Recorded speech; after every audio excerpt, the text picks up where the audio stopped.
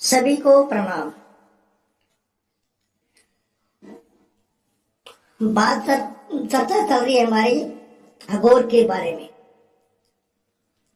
अघोर विद्या वास्तव में भयानक नहीं है, इसका स्वरूप भयानक है। ये बात मैं पहले भी बता चुका हूं। अघोर विद्या व्यक्ति को प्रत्येक वस्तु के प्रति सम्मान भाव रखने की शिक्षा देती है। अघोर तंत्र को बुरा समझने वाले यह नहीं जानते कि इस विद्या में लोक कल्याण की भावना छिपी है। किसी का प्रति घृणा न रखना अघोर विद्या का मूल उद्देश्य है। समाज जिससे घृणा करता है अघोरी साधु उसे अपनाता है। लोग शमशान, मांस, मुर्दे, कफन से घृणा करते हैं, लेकिन अघोर उन्हें स्वीकार करता है। अघोरी द्वारा मांस का सेवन भी व्यक्ति के मन से घृणा को दूर करने का ही एक मार्ग है।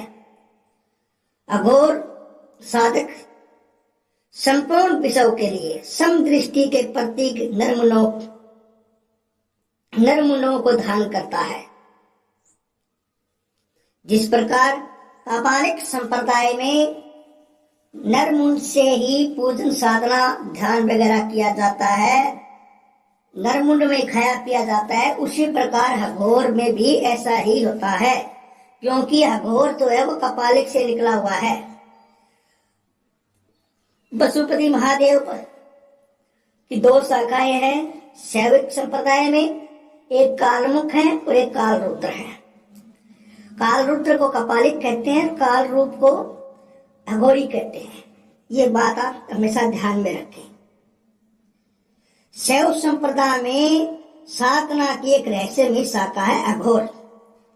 अघोर की कल्पना की जाए तो शमशान में तंत्र क्रिया करने वाले किसी ऐसे साधक की तस्वीर मस्तिष्क में उभरती है जिसकी वेशभूषा डरावनी होती है। अघोरियों के वेश में आजकल कुछ नकली भी लोग आ चुके हैं, लेकिन वो अघोरी नहीं होते। वो केवल आप उनको कुछ भी मान लो, जैसे शाना, सेवड़ा, ओझा, गुनिया, झाड़ फूक करने वाले, ये जो काला कपड़ा पहनते हैं, वो काली बग्गे भगत है, वो भैरव के भगत काला कपड़ा पहन लेते हैं, मुंड माला डाल लेते हैं, तो आप लोग उससे भी अघोरी समझ लेते हैं। ये आपकी भूल है, वह अघोरी नहीं होती। कोई भी काला वस्त्र धारण कर लिया तो समझ लिया अघोरी है। नहीं, ऐसा नहीं होता। इसके ऊपर फिर कभी आपकी चर्चा करूंगा मैं यहाँ पर।